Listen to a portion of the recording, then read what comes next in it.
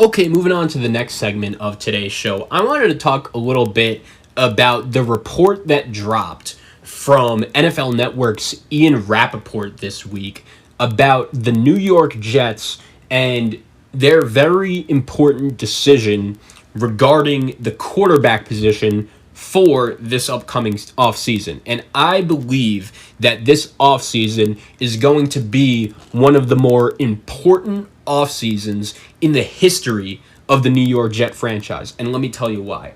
A lot of people are going to say that, oh, you can just say that every year about the Jets. It's just a repeating cycle. They bring in a new head coach that has a top 5 pick. All of their fans just get super excited, and it never works out. And I totally understand. Given the recent history of the New York Jets, I understand why you would think that.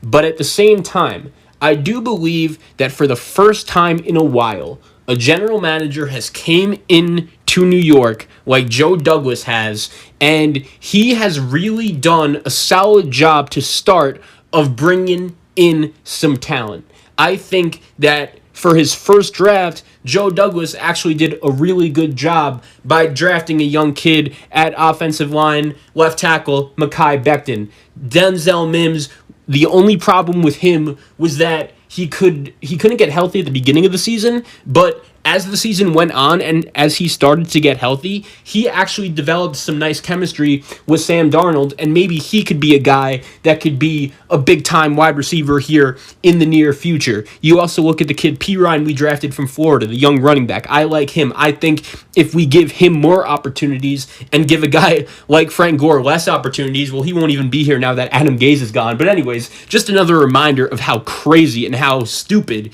the Adam Gase era was here in New York. But Joe Douglas has a really important decision to make, because I was very happy when I saw that report from Ian Rappaport. And what Ian Rappaport said was the Jets and Joe Douglas are going to evaluate all of the college quarterbacks in this year's draft, and Joe Douglas probably will and should be willing to take one if he likes him and if he thinks he could be the answer, because that is ultimately the question.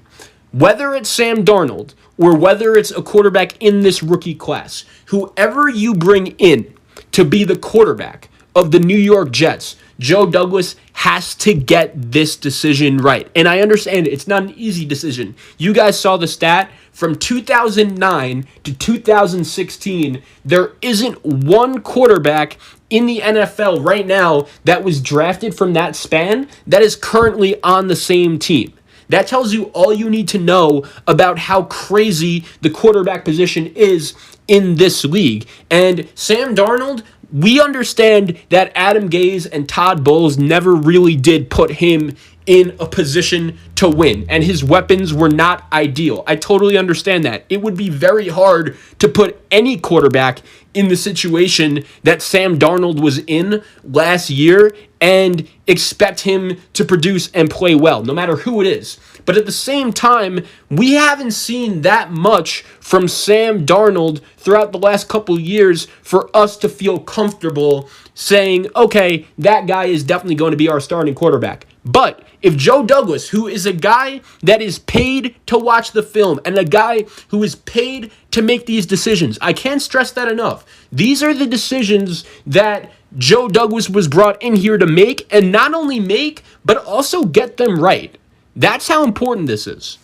So Zach Wilson, the young quarterback from BYU, has been a guy that many Jet fans have been talking about as the guy who could possibly be the next future franchise quarterback of the New York Jets. And he has a big arm, and he is very mobile. He can run in the pocket and make some plays. But he is also 200 pounds. He also played at BYU and really did not play as well against the poor competition as he did against the very good competition. But with that being said, I do think that Zach Wilson, a young mobile quarterback in that Shanahan-LaFleur system, he could be successful. I also think Sam Darnold could be successful maybe. But at the same time, I do think that not a lot of people that are doing what I do realize Sam Darnold's age. Sam Darnold, you guys know, is younger than Lamar Jackson. He is younger than Joe Burrow. He is only 23. So Sam Darnold, if you want to make the argument that, oh, the Jets really didn't put him in the right position to succeed, and he just needs a change of scenery, and if you put him in a place like San Francisco, or you put him in a place like Washington, maybe he could succeed there. I would not be surprised in the very least if Sam Darnold did that and was successful. But at the same time, whoever Joe Douglas does decide to bring in at quarterback, he does have to realize that it's not going to be something that could be achieved by one person. Joe Douglas has to look around the NFL and look around at some of the strategies that some of these other teams with young quarterbacks have used that have turned out to be successful. I reference it all the time. Part of why Josh Allen got so good so quick in a span of one offseason was because of the Buffalo Bills and their decision to bring in Stefon Diggs. I think that could be a move that changed that franchise, because bringing in a guy like Stefon Diggs instantly put Josh Allen and Sean McDermott in a better position to succeed, and they rode it all the way to the AFC Championship game. I like guys that the Jets have like Denzel Mims, and even a guy like Jamison Crowder, and even a guy like Brashad Perriman, but at the same time, it's not like a lot of those guys really scare you, right? If you're an opposing defensive coordinator that's game planning for the New York Jets, and you're putting together a game plan, do those guys scare you? No. But if you bring in an Allen Robinson, or if you bring in a Kenny Golladay, or if you bring in a Juju Smith-Schuster, who I don't personally want, but he's a really good player. He would be an improvement over any wide receiver the Jets have. I wouldn't want to pay him that much money, but he would be an improvement. So Joe Douglas, I think, has to bring in one of those guys in order to give his quarterback a better chance of succeeding, because if not, it may be tough. And look at the New York Jets division, man. Bill Belichick should be in for a bounce-back year. The Patriots, all of the guys that opted out last year should be back. I think their defense should be much improved. We'll see who they bring in at quarterback, but as a Jet guy, Bill Belichick does make me nervous each and every time we are playing against him. You also look at the Buffalo Bills. We all know how good they were last year, getting all the way to the AFC Championship game, and it really is only looking like Josh Allen is getting better. And then the Miami Dolphins. We'll see what step Tua Tagovailoa could step forward in year 2, but at the same time, that defense is really good, and Brian Flores has proven over his first couple years in Miami that he does know how to win football games. So the AFC East very slowly is turning into one of the better divisions in football, and the New York Jets have to stay in that mix by getting this quarterback decision right. As bad as last season was for the New York Jets, I do feel like as a fan, there finally is some optimism around the current state of this New York Jet team. Bringing in Robert Saleh.